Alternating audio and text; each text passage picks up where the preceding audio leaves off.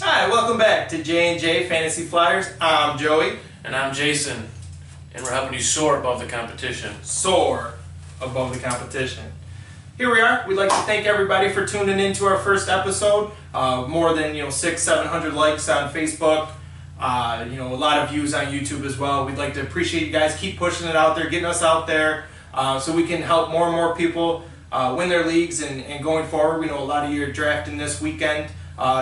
Jason and I, we have a draft ourselves. Jay, what pick you got in this upcoming draft? I have the 11th pick of our 12-man PPR redraft league that I'm pretty excited about this year. I think I really got the inside track at the championship, so I am excited. I got number 2, and for all of you that don't know, we're going to be bringing you somewhat of a live draft here with a little player personnels and some sleeper rounds with a little bit of one-on-one and where we got who and what round and why, and a little bit of thinking behind J&J and our strategies that we would like to do as well. So that's kind of a little interesting tidbit there. You kind of learn from our mistakes, see who we should have took maybe a round earlier, who we waited on a little bit too long.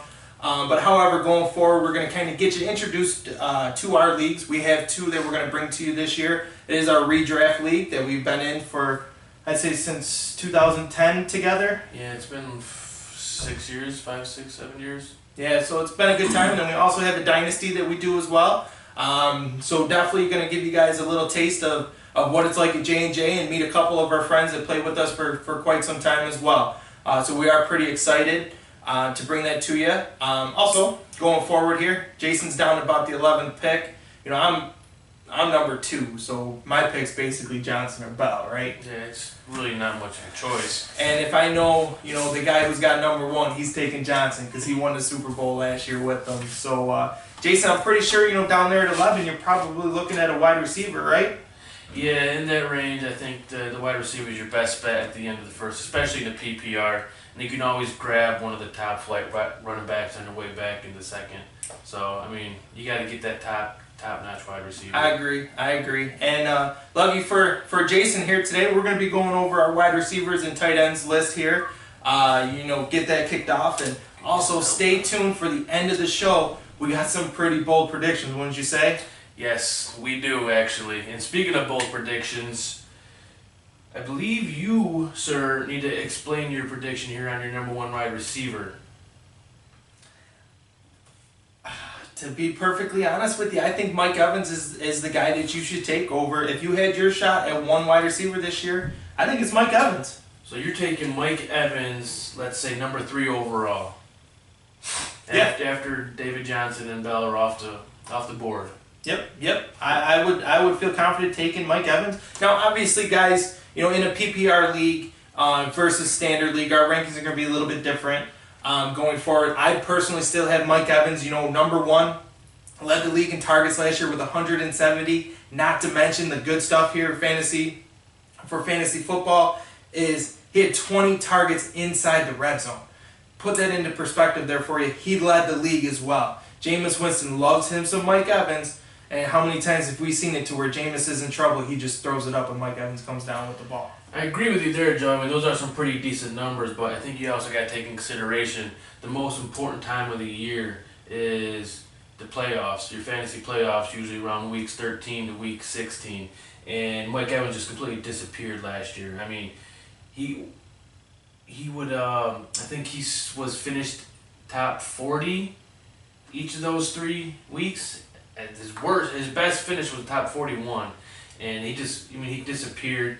His 3-year average as a starter in your starting lineup is 50%. So 50% he performs as a top 24 receiver. The rest of the time he doesn't.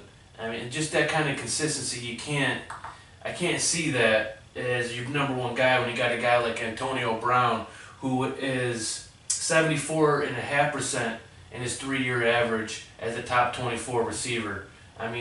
That's a consistency that you need there. The numbers basically speak for themselves.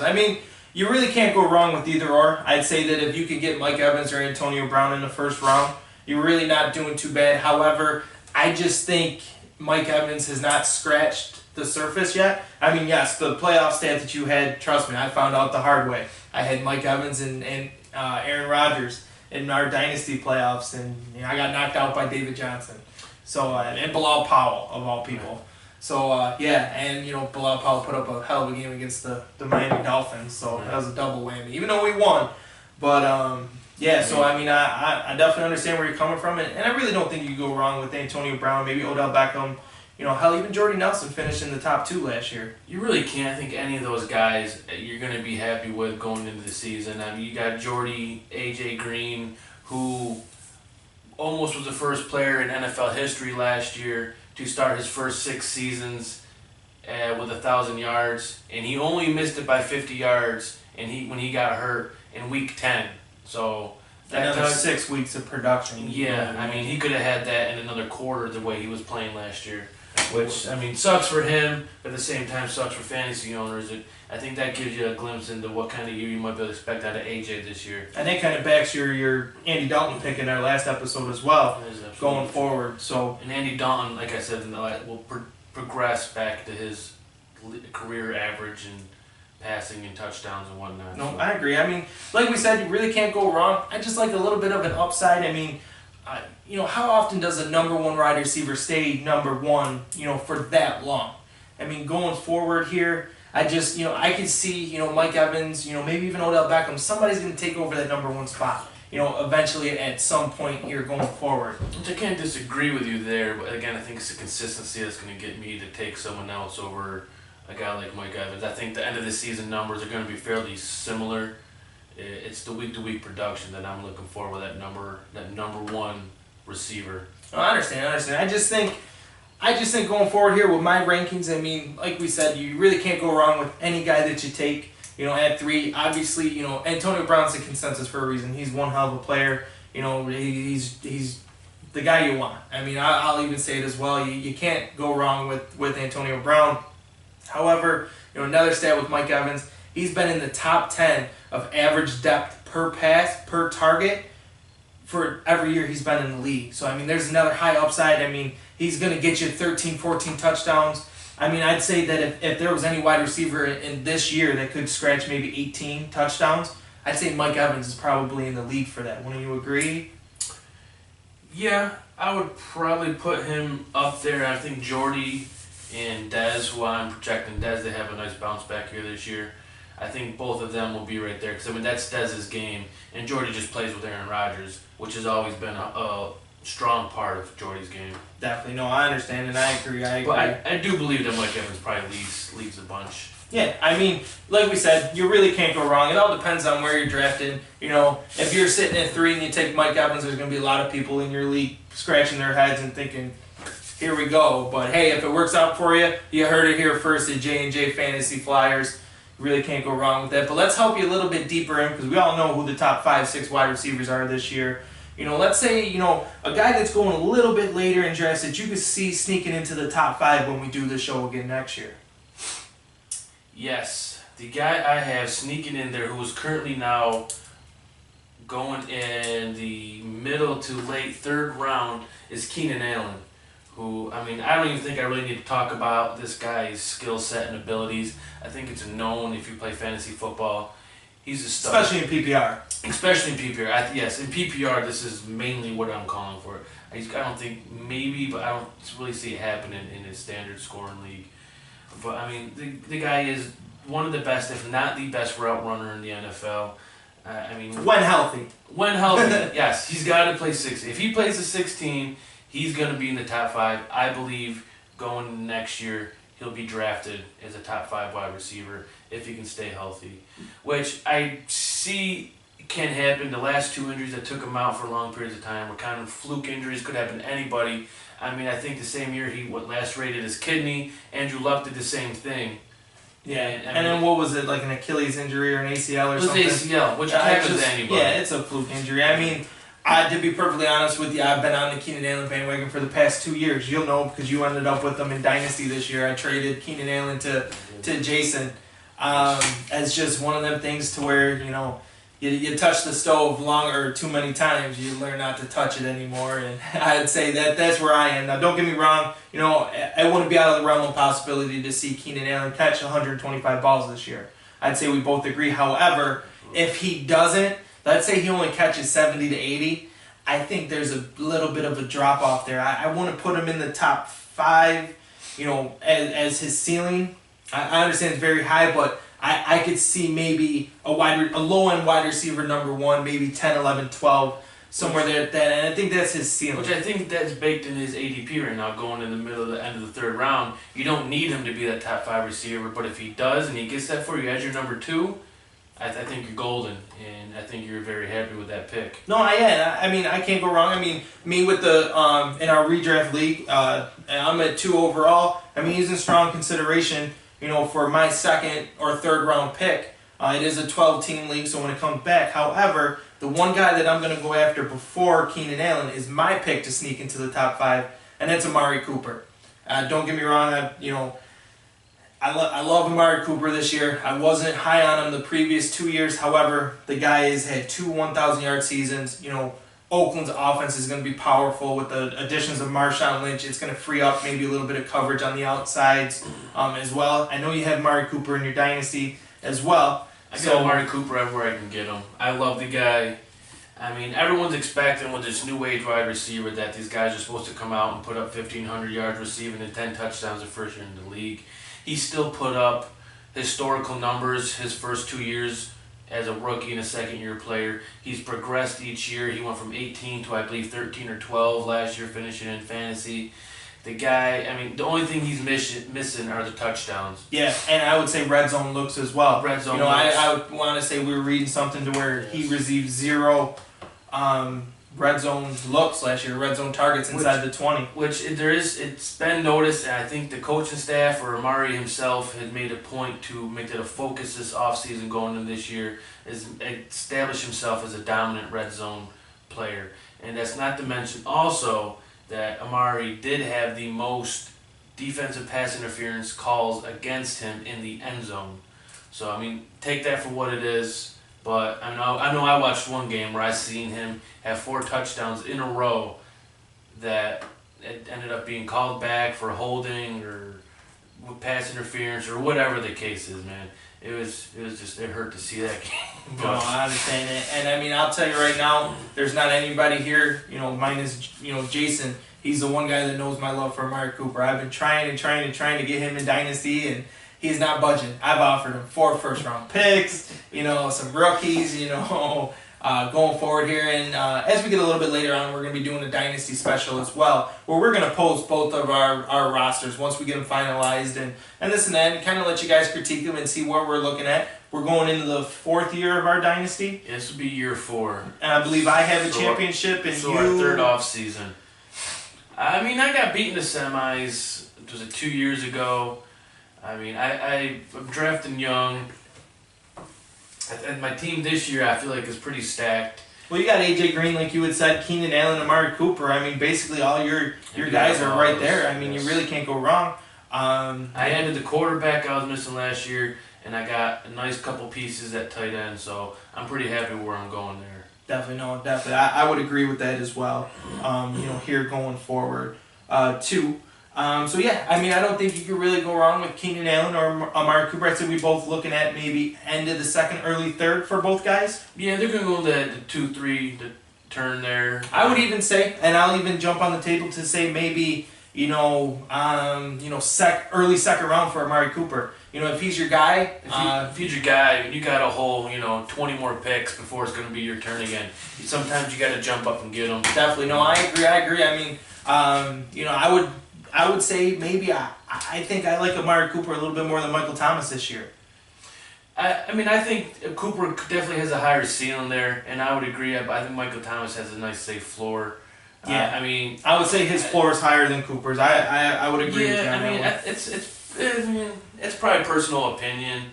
I think they're close. Is what we're trying to say. I think a lot of people are infatuated with Michael Thomas as the new guy on the scene. Yep. Bursted on the last year. I can see some regression for him, but I think his floor, just playing for Drew Brees, is going to be, And just think, we're comparing Amari Cooper to Michael Thomas. You could get him at a little bit of a cheaper price at the end of the 2nd round, and we're expecting about the same production. We both are in agreement that Cooper's touchdowns are going to come up. Yeah. I'd say 8 to 10 maybe. Borderline. Yep. borderline 85, 90 catches somewhere in there. I think, Michael Crabtree's going to regress a little bit, and I think Cooper's going to start to take over that role, much like when Julio Jones took over for Roddy Wood. I foresee another one of them kind of years here going forward. So that's definitely, another thing to look out for and see. Hey, if you haven't looked into either one of these guys, check them out. Feel free to shoot us a message on Facebook or at Twitter as well. It's our Twitter handle is at Fantasy Flyers. That's Flyers with a Y. Yeah, so definitely get a hold of us. If you have any other suggestions for us, feel free to let us know. If there's somebody that you'd like to hear us, talk about a little bit, more, kind of, get our opinions, feel free to reach out to us. We can both say that, we look at our Facebook and Twitter an awful lot. So if, shoot us a message, anything that you guys want to do. We do have a website coming here soon. We're kind of working on it. So we're going to get some emails here for you guys as well. Kind of take the next step here going forward as well. So definitely, reach out to us. J&J Fantasy Flyers on Facebook. And like he said, at Fantasy Flyers for Twitter. We could use some help on Twitter. If you guys want to jump on there and follow us, that'd be great. Neither one of us really have Twitter individually, so we're really trying to source out there on Twitter. I know it's a big following for fantasy football. It'd be great if we could get our name out there on Twitter.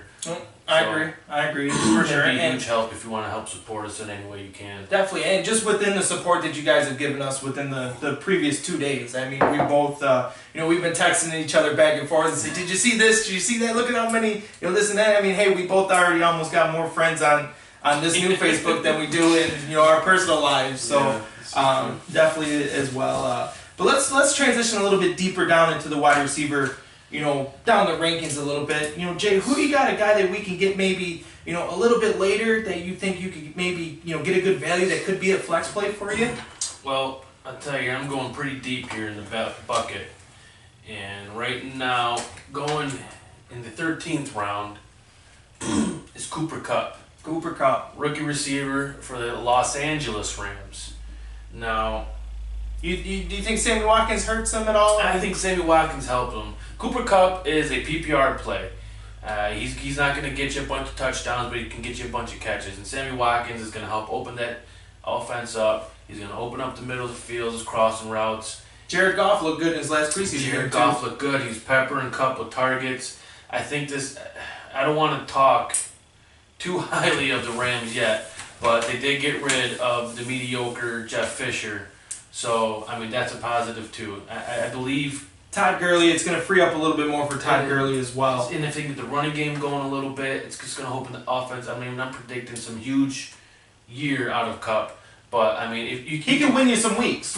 Yes, he could win you some weeks for a 13th round pick for a guy that might finish in the top 40 wide receivers. I think that's pretty good value. Yeah, and obviously Cooper Kupp gets a big jump in PPR opposed to standard. I'd say in standard he's probably undraftable. Maybe watch him, follow him on the waivers and see. Yeah, just see where he goes. I mean, I want to say it's out of the realm of possibility to see Kupp maybe have a couple 10, 11 catch games going across the middle. I mean, it reminds me of a Brandon Stokely with Peyton Manning. Kind of there. He just a little PPR guy. Yep. Maybe even like a Wes Welker, Julian Edelman. He's gonna get the targets, and we both were high on him coming out in the scouting combine. It was, yes. And he's a real nitty gritty player. He's gonna fight. To be honest with you, I would almost say that the perfect comparison to him, maybe not so much talent wise, but grit, would be Steve Smith.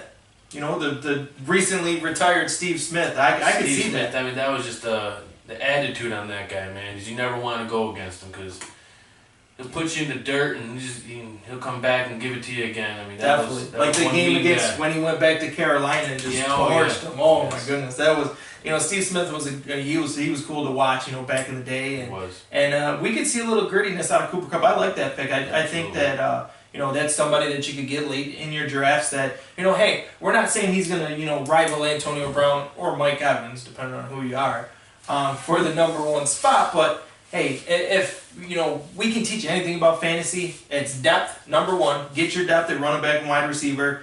And then two, you win your leagues in the later rounds, 10, 11, 12. I mean, you could look back over every league that you've ever done and see the waiver wire pickups or the guy. Yeah. Look at Jay Ajayi last year, wasn't even being drafted. If you could have grabbed him, late rounds or anything like that, he wins you your league.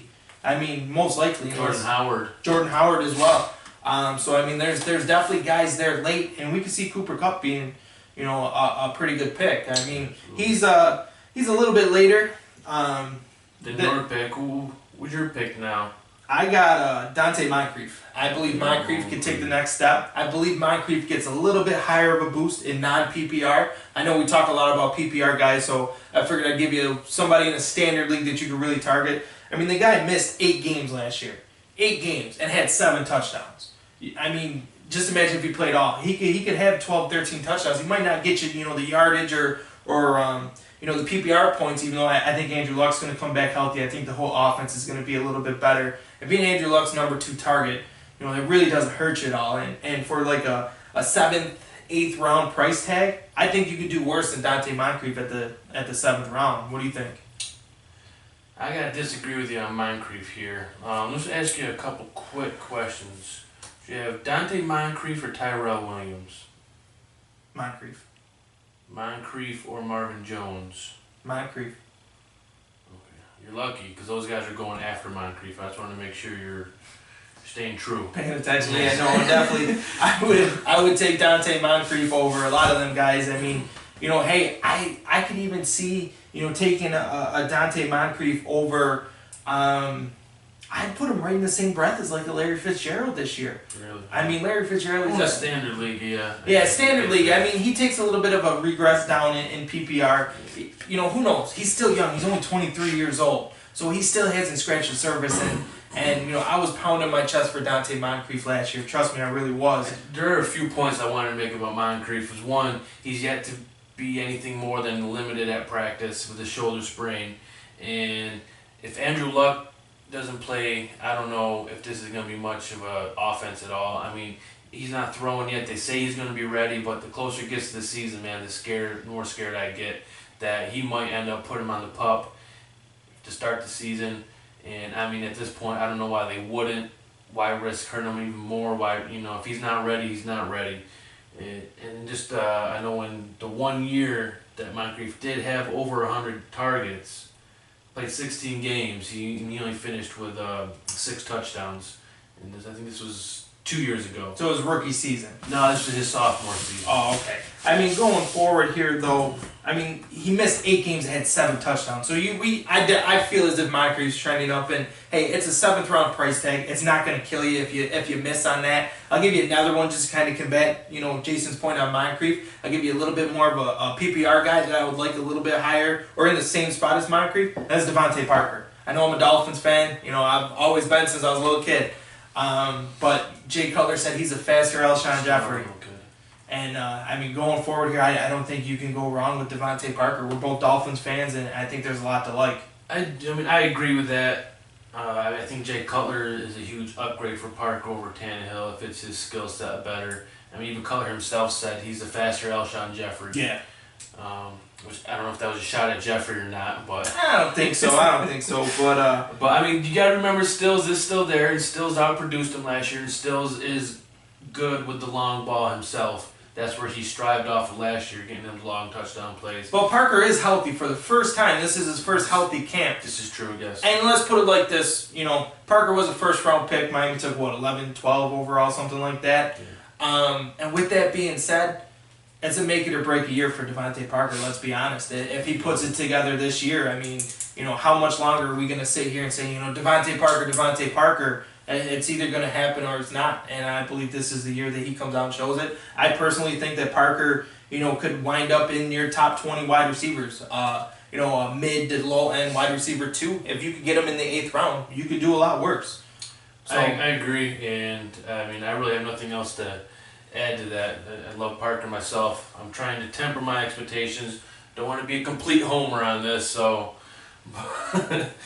Anyways, so Parker coming back strong, hopefully this year. I think we should move on to the bounce back candidates that I think we both selected. And who's yours coming in this year that you think is gonna bounce back and produce some decent fantasy numbers for us? Yeah, I was kind of torn on this when we first, you decided to come up with this little piece here, and I went back and forth with a couple different guys, and then I watched the preseason tape. I'm a big tape guy myself. I I'm the eye test. If I like a guy, if I see him, he might not even catch the ball, but if he's looking healthy, if he's got some burst or he's going up and wants the ball, that's what I like. And to be honest with you, I saw that out of Kelvin Benjamin. Cam Newton's wasn't even there. I know early, in our first episode we were talking about how Carolina has the easiest schedule for fantasy football this year. It is the schedule that you want to have. I like Cam Newton, McCaffrey, Curtis Samuel. They added weapons. I think it's going to free up Kelvin Benjamin some one-on-one coverage.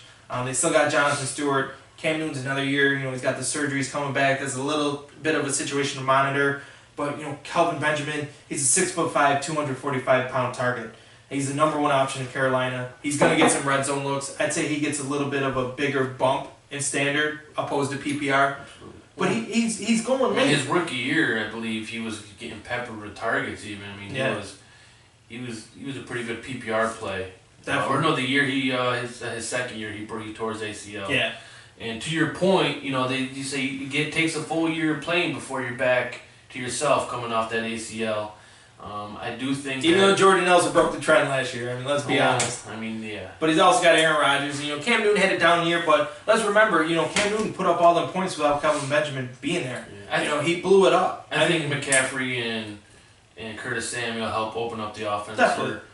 Clear it out for him. I think there's gonna be a lot of concentration now on these dink and dunk short game passes, and Kelvin Benjamin. You saw he's such a master at controlling his body and getting himself in a position. He's playing basketball out there. To catch the ball over the defender.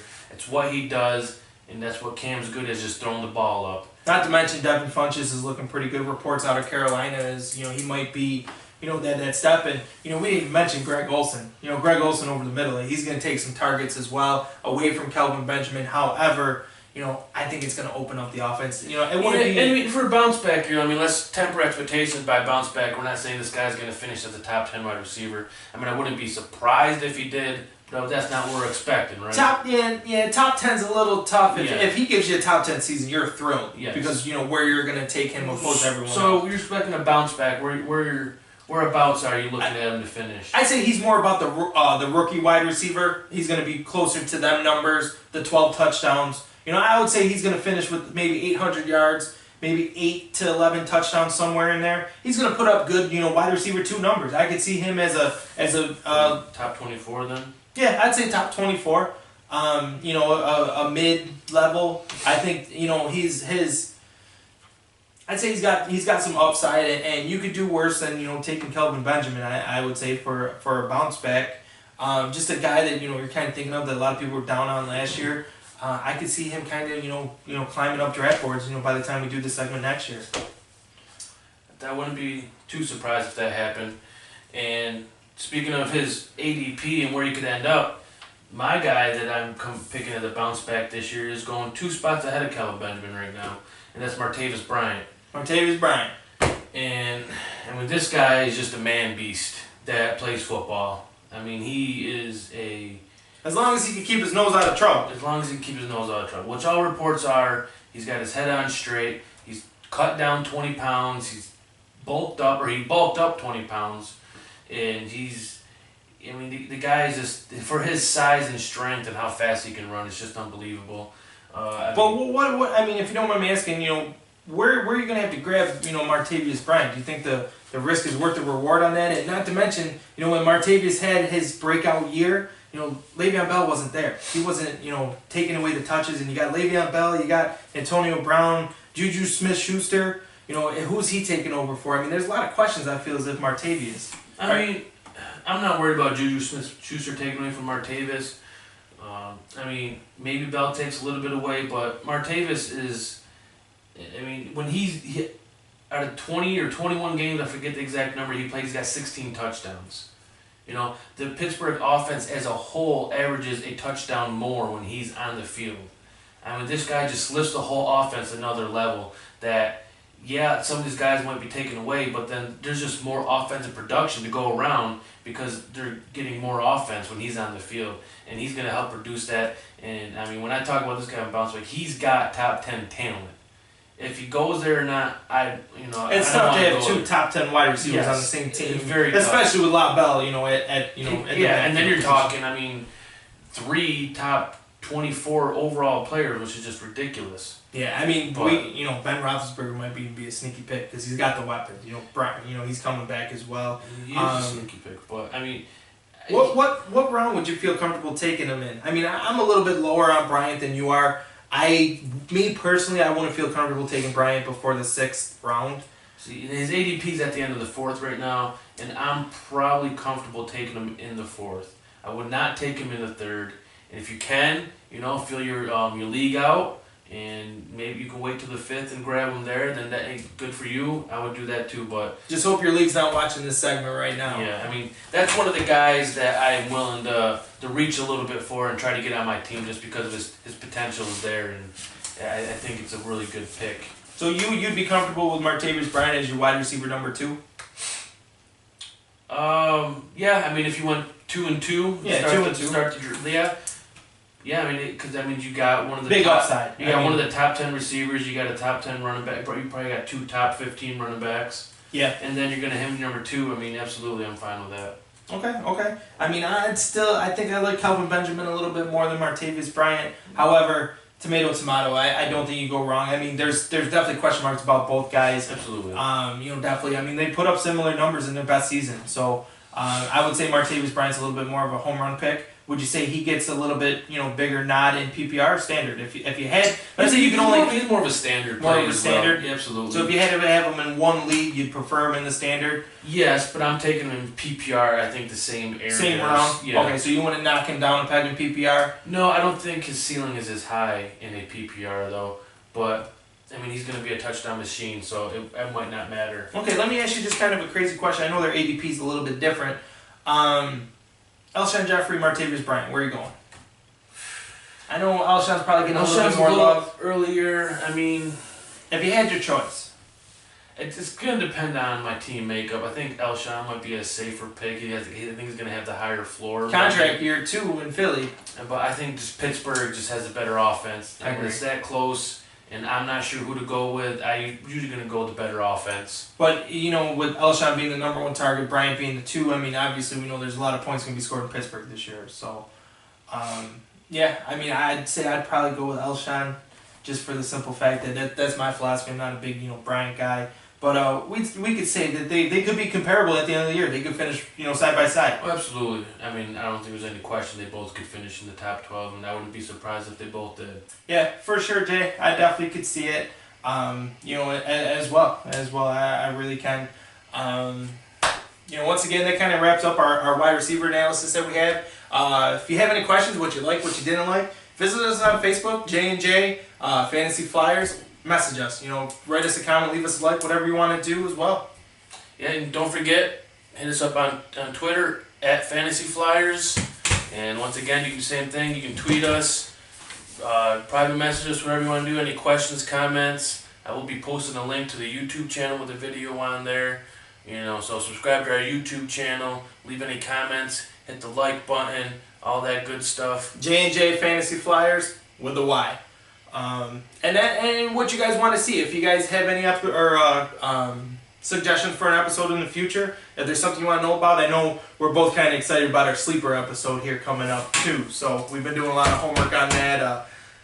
I like my sleepers, that's for sure. Any questions, any trade analysis, any trades you did, you want us to discuss, anything like that, shoot them to us. We can talk about them. We can go over them. Anything. Who knows? It might even end up on the air here, so we're not opposed to that either. So I know our fantasy football leagues are raving about the show, and they can't wait to see this episode. That's for sure. Yeah. Especially Robbie Full. This one's for you, buddy. So anyways, we're going to dive into our tight end rankings here, and I think that we both would agree that tight end's pretty deep. Pretty deep. A lot of value. Yeah, it is very deep. It's a lot like the quarterback position. It's the way I like to think of it. And I just kind of take the same approach as quarterback, except I might be waiting a little longer for tight end just because it's not as valuable as a quarterback position. But you only need to start one. I only try to roster one. It's just you're taking up too much roster spots. You can stream them if you want. It's streaming's another strategy here. It is. That's kind of tough. I agree with you. I feel as if you can wait. But I think if you could get Rob Gronkowski at the end of the second, I feel as if you got to jump on that opportunity just for the simple fact he's in a contract year. He was hurt last year. They won the Super Bowl. He's gonna want to prove something. I mean, he's gonna come out there, and I think he's gonna be the Gronk of old and be spiking balls all over the field. So I mean, you're arguably taking a top 5 wide receiver in Gronk. At the end of the second, which if you could get a number 1 stud like that at your tight end, and you could grab maybe a Moncrief or a Devontae Parker or even a Cooper Kupp late that'll fill your flex spot, I think your team's gonna be a little bit better. Going forward. Yeah, I mean, I can't really argue if that's the route you want to go. Gronk is another worldly athlete. He is a top 5 receiver at his position. His injury concerns has always been a thing for me. It's just not. When I take Gronk, I don't like how my team looks most of the time. I don't like the depth I have at running back. Very valid point. So I mean, it's just a personal opinion. Not going after Gronk. I like targeting. A guy like Jimmy Graham, who's going later. Tyler Eifert, Kyle Rudolph, too. Yeah. Just to throw out a couple names. Absolutely. I guess if I had to say a knock on Gronk would be injuries, much like Jordan Reed, right? Yeah. His injuries are definitely a concern. Although he is coming in healthy, and if he got this back surgery done again, and if he can stay 16 games, I mean, he's a stellar play. Jordan Reed, on the other hand, I mean, I feel bad for the guy personally. One more concussion, then he's probably done with football altogether. Yeah, no, I agree. I mean, I had Jordan Reed the first year when he really kind of blew up, but going forward, he just goes a little bit before where I'd like to take him. I'd say it's Gronk or bust in the early, anything before round 4 or higher. Yeah. If you don't get Gronk, I'd say you wait. Yeah. But let's say you do wait a little bit, Jay, and you're in 5th, 6th, 7th round. I mean, if you had one tight end that you'd go for, is it Greg Olsen? Is it Tyler Eifert, Jimmy Graham, Kyle Rudolph? Where are you going? It's Jimmy Graham. And all day long? Yeah, I'm targeting him in the 5th round. I would take him in the early 5th. He's ADP right now. It's the end of the 5th.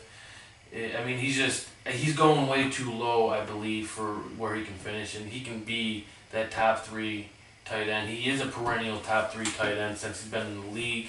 Last year, he's coming off the Achilles that is almost never heard of coming back and performing at a high level. I mean, literally, I think there was one person that ever came back from it and performed halfway decent. Yeah, and Graham got better as the year went on. He got better as the year went on. He felt more comfortable on the foot.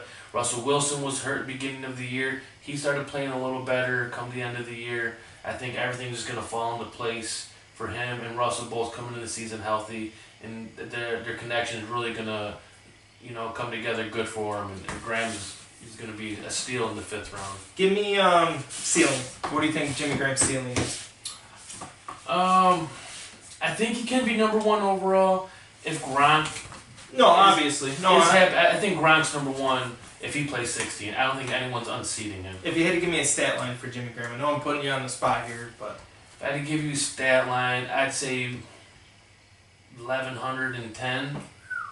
It's a pretty good season. You take that out of your tight end. You take that out of your 5th round pick all day long. Absolutely, and I think that's what his potential is for that offense. I mean, they just don't really have anyone else there right now. I mean, Lockett is still a question, and besides Baldwin, who is a top 12 fantasy receiver, I just don't feel very strong about Baldwin. I don't know why. I never have. I'm not a huge Baldwin fan either. And to be honest with you, I'm not even really a big Russell Wilson fan. I mean, we ranked him, kind of high, and you have to put him in the list. But Russell Wilson's one of the guys that I never have on any of my teams.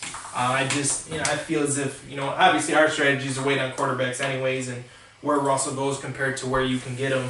I feel as well. But no, I mean, I somewhat agree with you on the Jimmy Graham. However, I'd say I would go a little bit. I think I'm a little bit higher on Tyler Eifert. I think if I had my choice between the two, I would go Eifert, just for the simple fact you talked me into Andy Dalton. I can definitely say that here going forward. AJ Green, everything he said about Cincinnati's offense, I could see, maybe Tyler Eifert getting 13, 14 touchdowns. That's a high end, but I can see it happening. And I mean, nothing against Jimmy Graham, but the offensive line's kind of there. Who knows with the running game? I think Cincinnati's a better offense, and like you said earlier about Bryant, if there's a tie between the two, I think I would tend more to the better offense. However, I don't think you go wrong with either guy. If you can wait and draft him in the right round, and like we were saying, in our last video as well, it's not so much about the guys and talents and this and that. It's about what round you get them in and how you can build your team. I mean, if you take Jimmy Graham in the third, I'd say we both agree that that's a little bit high of a reach, and that that's really kind of what we're trying to tell you not to do is draft the guys in the rounds that you're supposed to. I mean, there's going to be that guy that just goes crazy. And one of the things I'm doing, if I miss on Jimmy Graham in the fifth, I mean, I'm just totally putting tight end until the 9th, 10th round. And if I can still see a guy like a Zach Ertz sitting down there, I'll pick him up. And Kyle Rudolph, I think, is going a little earlier. But there's a few other guys. I mean, who's like a guy that you're targeting late in the drafts that you could potentially see maybe sneaking into maybe top 12, maybe top 10. Yeah, like a high end tight end too. I would say if I were to miss the trend on tight end, I'm not going to reach. I don't think I'm a diehard Dolphins fan here. I don't think Julius Thomas has the year. His talents there. I feel as if that's a kind of a low floor, high ceiling kind of pick. But to be honest with you, I think I'd go with Austin Hooper out of Atlanta. I think him in his second year, he caught the touchdown in the Super Bowl. He's looking pretty decent in the preseason, as little as Atlanta has really shown. I can see Austin Hooper being serviceable for you. I mean, don't get me wrong, I don't think he's going to finish in the top 12 tight ends or anything like that. But, maybe if you could go with an Austin Hooper and grab yourself one of the rookies, out of the top 3, or even maybe a Cameron Brate. A lot of people are high on O.J. Howard. I think Cameron Brate still has a role in that offense as well. I think he has a bigger passing role, but we're not talking about Brate here. But no, I agree. But I like Cameron Brate as well going forward. But who do you got? I mean, if let's say you miss that trend and you can't. Let's say you miss out on Zach Ertz and Kyle Rudolph too, because you're taking Cooper Kupp. Who you going with? Well, first I like the Austin Hooper pick. I think that's a good pickup. My guy though is Vance McDonald. In San Francisco? I mean he might not even be drafted right now. He was my sleeper last year. Kind of let me down. Maybe you're early. And I mean, I know there's a lot of I think it was coach talk, and you can hear him do the same thing with Carlos Hyde there in San Francisco, and the guys coming in, I think from the previous regime, talking about trading them, not starting them, that they're making these guys really work for their spots, and and now there's nothing but pretty much rave reviews from the coaching staff about Vance McDonald. And you got Shanahan coming in this year, who bought Brian Hoyer and handpicked him. Hoyer, who had his best year under Shanahan in Cleveland. It was also Jordan Cameron's breakout year under Shanahan was the coach, Hoyer the quarterback, Jordan Cameron breakout year. So I think that combo right there speaks good thing for Vance McDonald going forward this year. Yeah, and if you're that late, I mean, he's a number one. I mean, I don't think Garrett Suggs going to take that much of work from him. And they really have nobody. I mean, if you think about it, on the outside, they got Garcon and Goodwin. Yeah. I mean, you can see probably, hey, if you're that low and you're looking to take a tight end like that, I mean, if he gets you 4 or 5 catches for 40, 50 yards, I'd say you take that all day long, especially in a PPR. Absolutely. I mean, if you could get 10 points out of your tight end, and chances are, if Vance McDonald or Austin Hooper are your first tight end, you're pretty loaded at running back and wide receiver, I would say. Yeah. I mean, unless you took 6 quarterbacks. I think he's got a pretty safe floor, and I think that's what you're looking for out of a guy like that. And if you want to throw him in there and get, your 2 for 30 every game. Yeah, I mean, let's even say if you take Vance McDonald and Austin Hooper, yeah. Roll the dice on one of the rookies. Matchups. Yeah, or you could roll the dice on one of the rookies. I know I'm real high on Evan Ingram this year. I think the Giants' offense, obviously Odell Beckham getting injured or dinged up. I think he's going to be fine. Odell, please, if you ever watch this, God, buddy, just be healthy, man. Don't play in the preseason. This is 2 years in a row you gave me a scare. I mean, he's in the same league. I got you. I picked you up in your rookie season. I mean, come on, Odell. Just hang in there, buddy. We got a championship to deliver. And I'm his agent, man. I'm banging hard on the table for that new deal now. Yeah, I'll tell you what, man. I love Odell to death, but, man, he's watching some of the things. And just stay out on kicking nets, too, please. But, anyways, the rookie tight ends, man, I mean, it's just something that I completely steer clear of. It's year after year, it's proven that the rookie tight ends, they just don't perform. It's the hardest position to transition from college to NFL. But I mean, look at the talent they got. Don't translate. I mean, you can look at all the past talent that has been in the NFL for tight ends. There has only ever been 2 tight ends to score more than 5 touchdowns in the past 15 years, and both of those guys were part of the 2010 New England Patriots, which would be Gronk and Hernandez. The F4. I don't know what you would say there, but God rest his soul. Yes, well, maybe. But and on top of that, no rookie tight end has ever reached 900 yards. yeah, but I mean, also, I mean, you look at Njoku, look at O.J. Howard. I mean, Evan Ingram. You know, they're saying Evan Ingram could play out of the slot this year. I mean, if you're down that low, I feel as if the upside from one of the rookie tight ends, I think they could really help you, especially if you end up with a Hooper or McDonald. I mean, me, honest, you know, with you, I like Cameron Brate, but they, you know, Tampa didn't draft O.J. Howard, 19th or 18th, wherever they took him, you know, to just sit on the bench and learn. I mean, I agree with you, and I understand everything you're saying. However, you know, it wasn't that long ago where, you know, wide receivers were the same. You know, rookie wide receivers didn't really produce, and then they just jumped on the scene with that, you know, talented draft class in 2014. But I just think that, you know, Evan Ingram, I think he leads it. You know, who else has Cleveland got for their tight ends minus Njoku?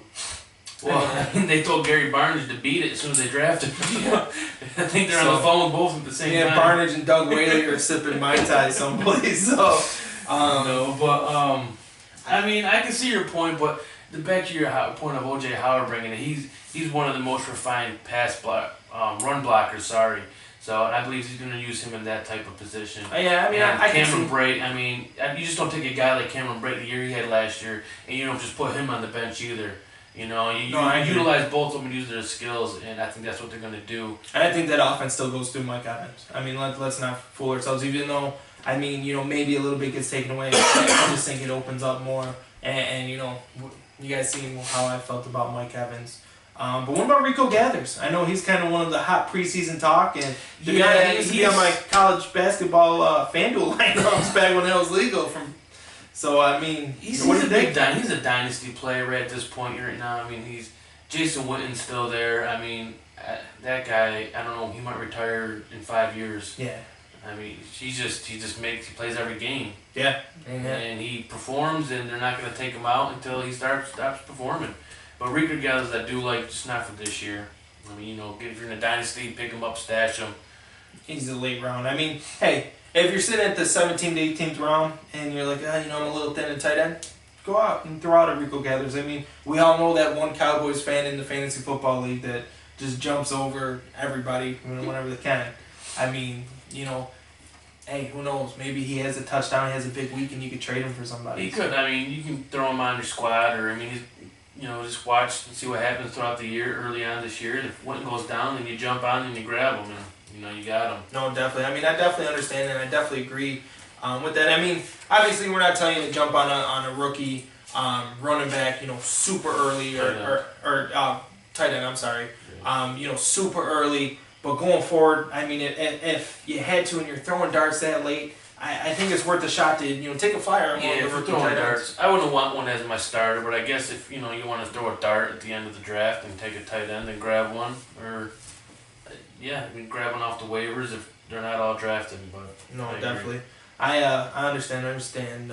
So I mean, you know, definitely going forward, I think we would both agree that the best strategy that you go forward with tight ends would be just wait a little bit, 5th, 6th, 7th round.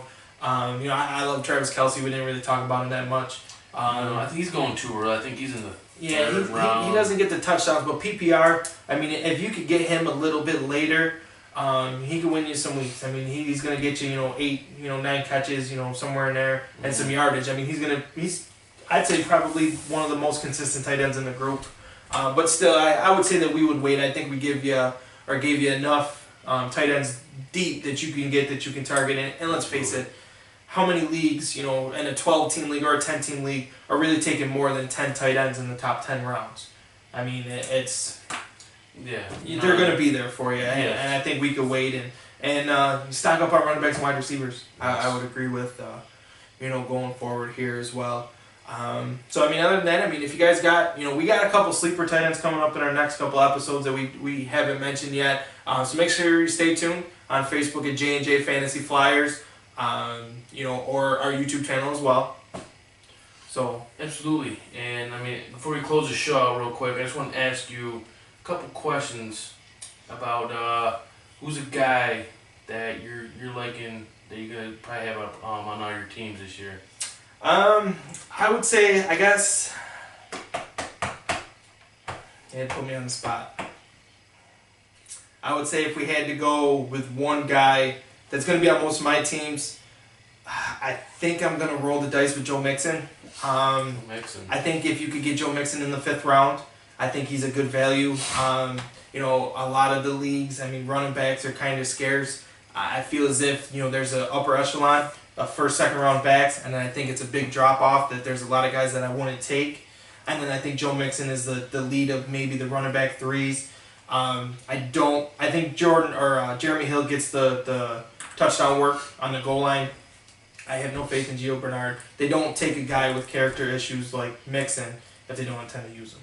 And that's another point. I mean, we don't condone what he did off the field. I mean, Absolutely not. I mean, we can keep the two separate, and I mean, if you don't want to draft a guy, that's up to you. yeah, I mean, it's your own prerogative. I mean, Yeah, absolutely. trust both of us. I mean, Jay's got, you know, a wife, two little girls as well, and by no means do we condone it, but this is a fantasy show, and, you know, Joe Mixon, you know, whatever he did, right or wrong, whatever your views are on it, I would say that, you know, his talent is there, and that's why he's in the league. I mean, let's not say. I mean, he looks good in preseason and everything. I know I'm probably a little bit higher on Mixon than maybe you are or anybody else going forward, but I mean, the guy averaged, you know, almost like 6.8 yards per carry in college. He's a little spark plug. And I think he has the potential to be the best back in this class. I mean, I'm not doubting Joe Mixon at all. I just think his upside for this year is kind of capped. Just being on the Marvin Lewis offense, the guy just doesn't play his rookies. No, I understand. I mean, obviously, Joe Mixon could be another world of talent and come in and just demand the touches, which could happen. But I just don't see him, you know, giving him 15 plus touches a game, 20 plus touches a game. Gotcha. No, I understand. I mean, hey, you know, when you get down to 5th, 6th, you know, that's where I like to kind of reach. Or not so much reach, but I'd like to take the guy with the high upside that you don't know that, you know, the boom or bust. If Joe Mixon hits, and let's say he ends up being a top 10 running back, he can win your league. If you could pair him with a Le'Veon Bell or David Johnson, somebody like that, I mean, who knows? You might have a 1-2 punch in. And, you know, me and Jay both are very, you know, trade active and stuff like that. If he starts working out there for you and he's your running back 3, hey, I mean, you could always, you know, trade him for something else. But who you got, Jay? Who's one guy that you're going to have in every one of your teams if you can? Well, I'm going to go with the running back's position here, too, and Doug Martin. And this is just a guy. Not scared about the suspension? Not at all. It's only 3 games. He'll be back week 4. I mean, you saw what Le'Veon Bell did last year, missing 3-4 games. I mean, I'm not comparing Doug Martin to Le'Veon Bell, just a situation. And, I mean, he's a running back 1 that you could get late. He's a running back 1. I mean, I have him projected as finishing this season as a top 5 running back when he gets back. He might not be in the top 5, but from week 4 on, he will be a top 5 running back. He's running like he did 2 years ago on his contract year. Nothing but praises coming out of Tampa. I mean, the coaches already said that they want to run more. I don't know if you watch what there was the TV show HBO Hard Knocks or not, but you see DeWayne Cutter is harping on Winston about the bad throws. He doesn't want to make those bad throws anymore, so I think he's going to run through Martin. And I mean, he's just the best running back there. Any question about Quiz going to be the starter there is just garbage. It's coach talk. It's not going to happen. I mean, Martin's got a big injury history too. I mean, you know, not for nothing, but when you know, if let's say Quiz starts out tough, I mean, they don't have to give Martin his job back. They don't have to, but they will, just because he's a better running back and they want to win games. I mean, they paid him like it too, so I mean, I understand. And that's all it's going to come down to. What round would you say Doug Martin? I mean, I know you say he's your must-have guy. I mean, I would say that, you know, Joe Mixon, I said about the 5th round. If you had to put a round on, you know, Martin, are you taking him around earlier than usually what is going to guarantee that you get him? Yeah, I mean, I might reach for him in the 4th, but I think I feel better getting him in the 5th. And, you know, that's why I try to get 2 running backs before that. I can get 2 or 3 receivers there. I feel awesome taking them in the 5th round. And I know I got 2 running backs already. So you take Doug Martin in the 5th? Yes. I think that's a little early. I mean, hey, if it's your guy, you gotta go get him. If that's your guy, I mean, who knows? He could come back and be, if he could be, the guy that he used to be going forward. I mean, I think he's a league winner. yeah, And, definitely. he's one of those guys, like you said, you can grab, and he's just gonna run away. I can see Little it. muscle hamster. Yeah, I mean, I'm not a huge Doug Martin fan at all. You probably won't see him on any one of my teams going forward. So you could have him in our leagues, that's for sure. I'm taking him. Yeah, I mean, I think Joe Mixon has a better year than Doug Martin, and if you're going to take him in the fifth, if I could get Mixon in the fifth, then hey, I'm happy, you're happy, and we'll see who's holding the trophy at the end. But Yeah, we will, but I mean, I think it's time to get to all this let's give them what they want. this hysteria that you posted on our Facebook about why not the draft David Johnson #1 overall. This is where I came to show up. Why I didn't come here to do all this talking. So We're gonna do a little segment. It's our bold predictions here, and like Jay, kind of gave away mine. I don't think David Johnson finishes in the top 20 overall out of all positions. Don't get me wrong. I think Le'Veon Bell should go #1 overall, hands down. That's your pick. Take Le'Veon Bell, go for it. And I think David Johnson goes second. If you want my strategy and you are picking #2, I think you have to take David Johnson. Don't get me wrong. I'm probably wrong, but as my bold prediction, if you take Johnson 2, I would try and trade him for, DeMarco Murray, Jay, Jordan Howard, and maybe grab yourself a wide receiver to kind of double down on that pick. The reason why I say that is it's a small sample size, and I understand, but to give you a couple stats to kind of compare them, last year David Johnson averaged 1.6 yards after contact. 1.6. If I had to equate that to who else averaged 1.6 after contact, it's Todd Gurley.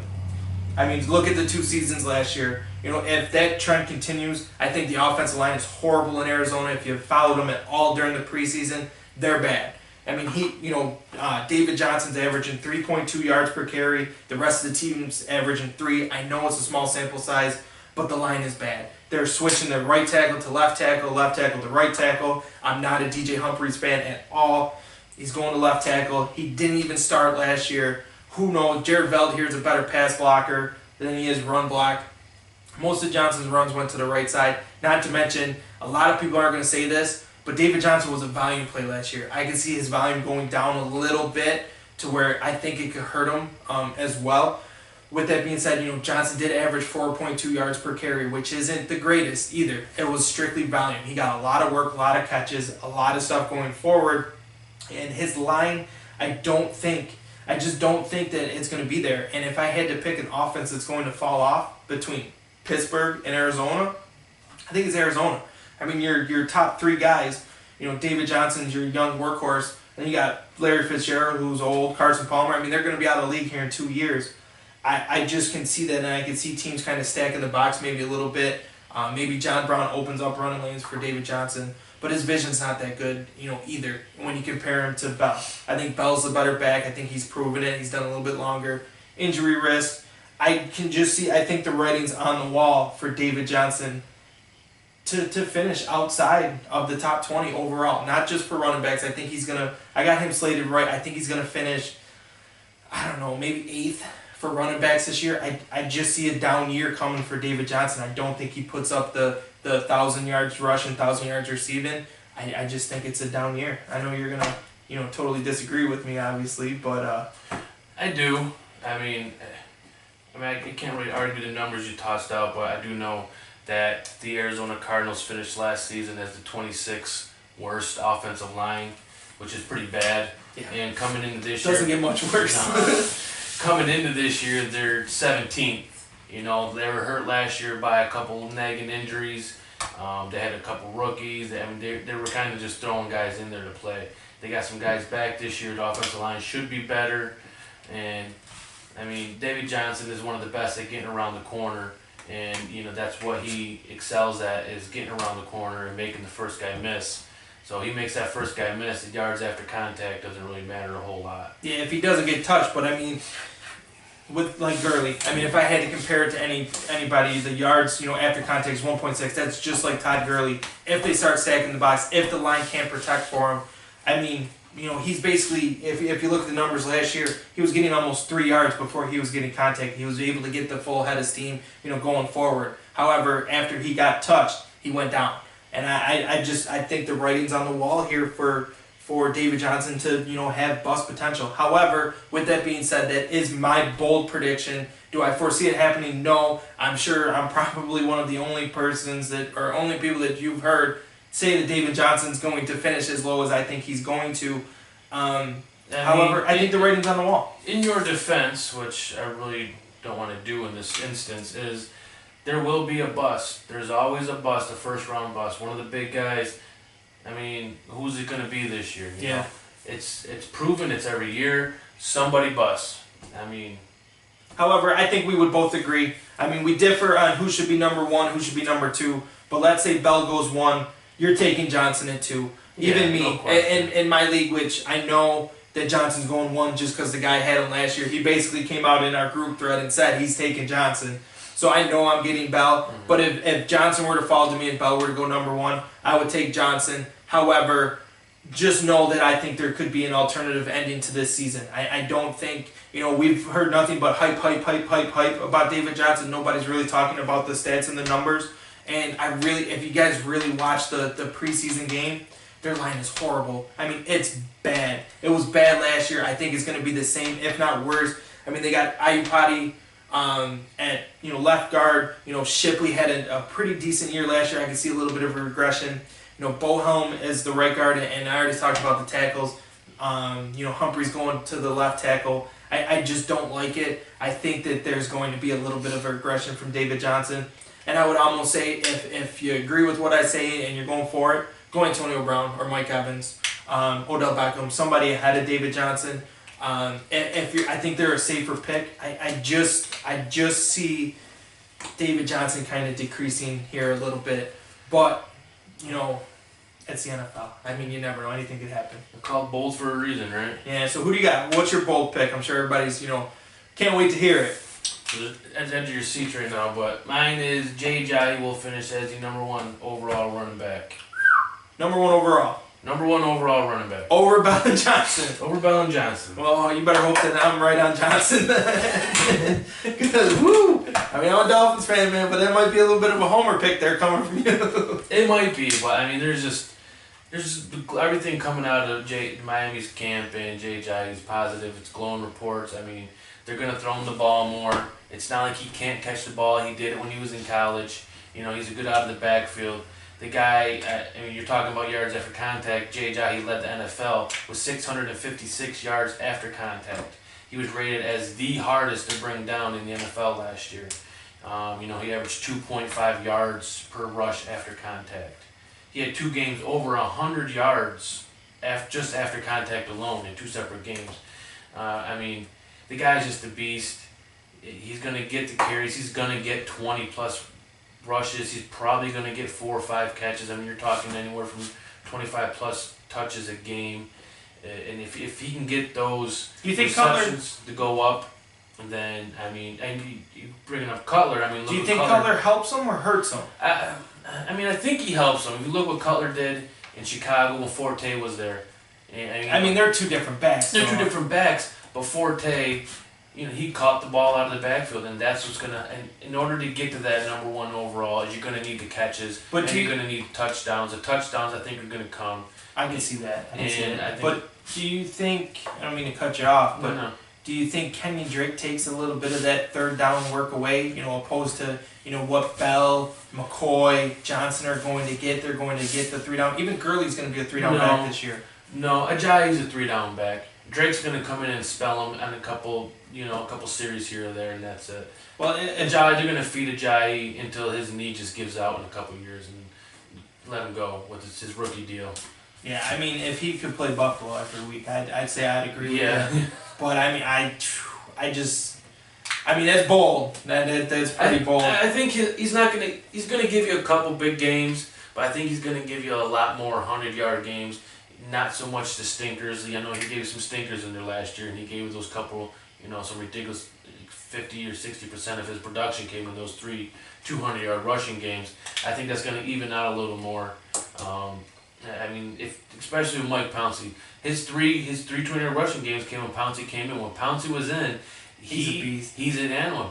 Pouncey, just that offensive line, when it's healthy, it's one of the best in the league at run blocking. No, I agree. And hey, I'm a big Dolphins fan. I hope you're right, Jake. I really do. I know I'm probably not going to get a Ajayi now. So, I mean, hey, that's pretty bold. I'd like to say I agree. I think Jay Cutler hurts Jay Ajayi, though. I think I'm going to disagree with you. I think Kenyon Drake's our third down back. Going forward, Damian Williams is going to take some carries. He caught a lot of balls. I don't think Ajayi is going to be the third down back. I don't think he's going to get the volume. I think he's going to get the rushing there. However, if Ajayi didn't put up the big 200-yard games, I mean, he had some clunkers, going down the season. I mean, don't get me wrong, Tannehill going down, that obviously hurt him as well. And he had a little bit of injury issues, there going forward as well. But, I mean, hey, they don't call it bold predictions for a reason. So I think that we gave you guys two pretty good ones, something to think about. Jay's pick more or less if you're, towards the end of the first round, early second, if Ajayi's staring there for you. I would say that, I would think it's safe to say that there's I would say almost a 50 to 60% chance that Ajayi could be top 5 running back this year from the running back position. I mean, all day long. Yeah, I mean, barring injury, I think he's an easy top 10, top 5, like you said. I mean, maybe more than 50, 60% chance, but yeah, absolutely. So if you're paying attention to anything out of here, it's basically Jay Ajayi is going to finish higher than David Johnson. We're a bunch of ham and eggers here, so going forward. But once again, we're J&J Fantasy Flyers here. We appreciate the love that we've been getting on Facebook. Once again, it's J&J Fantasy Flyers. Give us a like. Shoot us a comment as well. Hit us up on Twitter @FantasyFlyers. Yeah, we need the help on Twitter, so give us some love, that's for sure. And hey, we're just two normal, plain old guys that work for a living, love some fantasy football. I know your guys' drafts are coming up, this weekend or next weekend. If you're smart and you wait to do your drafts until it's always better after week 3 to the season, you can shoot us a message. We'll tell you who to take, where to take, why we would take them. And hey, there's we're helping you soar above the competition. That's for sure. We're trying anyways. Yeah, that's for sure. So I'll tell you what. Stay tuned. We're gonna have our Dynasty shows coming up next. We're gonna have a little bit of live draft action here for you, here or there. We also got a Snapchat at fantasy_flyers. Feel free to check us out on there as well. Some good stuff, a little bit of good content going on, and a little bit of behind the scenes look as to what the time and effort that we actually put into it going forward. Like I said, this Sunday, August 27th, we're going to have our live draft here going. You're going to meet some of the guys we play with. They can give you some opinions of us here going forward. I'm sure you like them, I'm sure you won't. But, hey, we love them, they love us, that's for sure. And stay tuned for our sleeper special as well. I know we're both really excited to bring that to you guys. And other than that, we're J&J Fantasy Flyers. And, hey, everybody stay safe out there. Have a good one. See ya. We're out.